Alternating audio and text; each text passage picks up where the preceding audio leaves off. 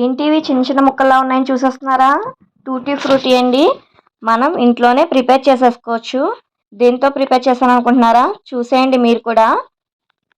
పుచ్చకాయ అయితే తినేసి పాడేస్తున్నారా ఇదైతేని? చూస్తున్నారు కదా, వెనకాల ఉన్న గ్రీన్ అయితే మొత్తం కూడా తీసేసుకోవాలండి. ఇలా ఈ విధంగా అయితే చెక్కేసుకోవాలి మొత్తం అన్ని కూడా. ఒకసారి మీరు కూడా ట్రై చేయండి. చూస్తున్నారు కదా, మొత్తం అన్ని కూడా ఈ విధంగా అయితే తీసేసుకొని ఇప్పుడు వైట్గా ఉన్నది కూడా ఇదంతా కూడా మనం చిన్న చిన్న ముక్కలుగా అయితే కట్ చేసేసుకోవాలి. చూస్తున్నారు కదా, ఈ విధంగా అయితే కట్ చేసుకుని ఒక 2-3 సార్లు అయితే కడిగేసుకోవాలి. ఇప్పుడు స్టవ్ వెలిగించి నీళ్ళైతే పెట్టుకుని మరిగించుకోవాలండి. బాగా మరిగాక అయితే మనం కట్ చేసుకున్న పుచ్చకాయ ముక్కలను అయితే వేసేసుకోవాలి. ఒక 5 మినిట్స్ అయితే సరిపోతుందండి. ఎక్కువ సేపు అయితే ఉడకాల్సిన పని లేదు. 5 మినిట్స్ అయితే సరిపోతుంది. మరి ఎక్కువ ఉడికితే మెత్తగా అయితే అయిపోతాయి. చూస్తున్నారు కదా, ఈ విధంగా అయితే ఉడికించేసుకొని ఇప్పుడు మనం వాష్ చేసుకోవాలండి. అదే వాటర్ ఏమీ లేకుండా ఇలాంటి దాంట్లో అయితే వడకట్టేసుకోవాలండి. చూస్తున్నారు కదా, ఈ విధంగా అయితే వడకట్టేసుకుని చల్లార్చుకోవాలి. చూసారా, చల్లార్చిన తర్వాత ఈ విధంగా అయితే పక్కన పెట్టుకోవాలి. ఇప్పుడు మనకి అది ఒక కప్ అయితే వచ్చేయండి. నేను హాఫ్ కప్ అయితే పంచదార అయితే తీసుకున్నాను. నేనైతే పాకం అయితే పెట్టుకోవాలి. కొంచెం వాటర్ అయితే వేసుకొని తీగ పాకం వచ్చేంత వరకు అయితే పాకం అయితే పట్టుకోవాలండి. చూస్తున్నారు కదా, ఈ విధంగా అయితే పాకం అయితే రెడీ అయిపోయింది. ఇప్పుడైతే మనం ముక్కలు అయితే వేసేసుకోవాలి. చూస్తున్నారు కదా, ఈ విధంగా అయితే మనం ముక్కలను అయితే ఇప్పుడైతే వేసేసుకుని ఈ పాకంలో అయితే ఒక 2 నిమిషాలు అయితే ఉడికించుకోవాలి. 2-3 నిమిషాలు అయితే సరిపోతుంది. చూస్తున్నారు కదా, ఈ విధంగా అయితే మొత్తం అన్ని ముక్కలు కూడా వేసేసుకుని ఉడికించుకోవాలి. ఇలా అయితే పంచదార పాకం మొత్తం కూడా ముక్కలకైతే పడుతుంది. ఈ విధంగా అయితే ఒక 3-4 నిమిషాలు అయితే సరిపోతుంది. చూస్తున్నారు కదా, ఈ విధంగా అయితే పాకం మొత్తం కూడా ముక్కలు అయితే పీల్చేసుకుంటాయి. ఇప్పుడు మనం చల్లార్చుకోవాలి.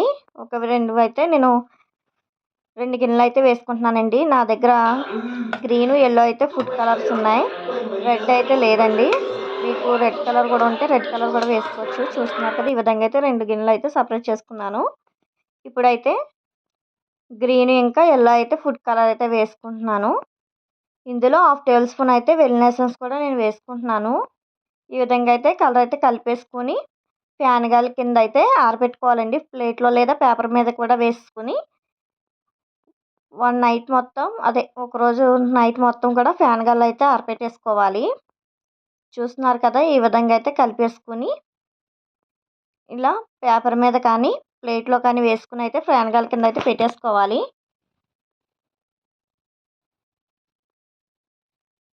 ఈ విధంగా మనం ఇంట్లోనే టూటీ ఫ్రూటీ అయితే చాలా ఈజీగా అయితే ప్రిపేర్ చేసుకుంటున్నాం కదండి. ఒకసారి మీరు కూడా ట్రై చేయండి. వేస్ట్గా పాడేసి కన్నా మనం ఇంట్లోనే టూటీ ఫ్రూటీ అయితే రెడీ చేసుకుంటే బెస్ట్ కదా. చూస్తున్నారు కదా, ఒక నైట్ మొత్తం ఆరిపెట్టేసి చూసారు కదా ఎలా ఎలా ఆరిపోయినాయో. ఎండలో అయితే పెట్టవద్దండి, ఫ్యాన్ గాలి కింద మాత్రమే పెట్టుకోవాలి. చూస్తున్నారు కదా, ఈ విధంగా అయితే నాకు రెడీ అయిపోయాయి. ఇప్పుడైతే 2 కూడా మిక్స్ చేసేస్తున్నాను. మా అన్న వీడియో కనుక ఫస్ట్ టైం చూసినట్టయితే లైక్ చేయండి, షేర్ చేయండి, సబ్స్క్రైబ్ చేసుకోవడం మాత్రం అసలు మర్చిపోవద్దు.